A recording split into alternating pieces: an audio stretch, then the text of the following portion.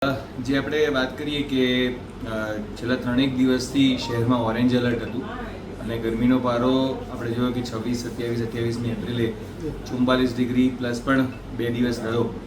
પણ આજરોજ જે હવામાન વિભાગ તરફથી જે એલર્ટ મળેલું છે તો જે ઓરેન્જ એલર્ટ જે હતું એ યલો એલર્ટમાં કન્વર્ટ થશે. એટલે ટેમ્પરેચર 42 ડિગ્રીની આસપાસ 3જી થી 4મી મે સુધી રહેશે અને ત્યારબાદ ટેમ્પરેચર ફર્ધર ડાઉન થશે. એટલે 41 અને 40 ડિગ્રીની આસપાસ તાપમાન રહેવાની શક્યતા છે.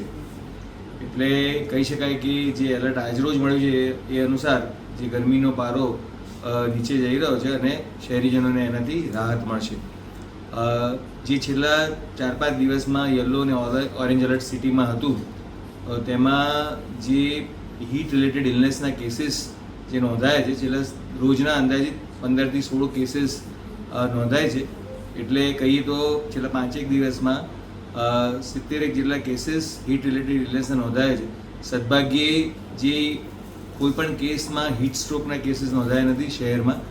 એટલે તમામ કેસોમાં અર્લી રિકવરી જોવા મળી છે અને આપના માધ્યમથી તમામને સૂચના છે કે હવે જે ગરમી છે એમાં જે બપોરે 12 થી 4નો સમય છે કે જેમાં મેક્સિમમ ગરમી રહેતી હોય છે તેમાં શક્ય હોય તો બહાર ન નીકળવું જોઈએ.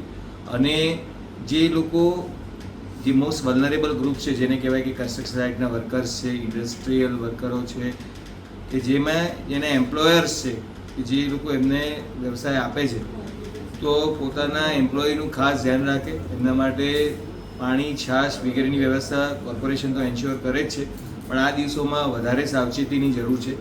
અને તમામને રિક્વેસ્ટ છે કે મે મહિનામાં પણ આપણે સામાન્યતઃ ગરમીનું પ્રમાણ રહેતું હોય છે. 40 ડિગ્રીથી વધુ તાપમાન તો મહત્તમ જતું જ હોય છે અને હાલમાં જે હ્યુમિડિટીનું પ્રમાણ વધારે છે એને કારણે ગરમી વધુ અનુભવાય છે. સો ખાસ તકેદારી રાખવાની તમામને અપીલ છે.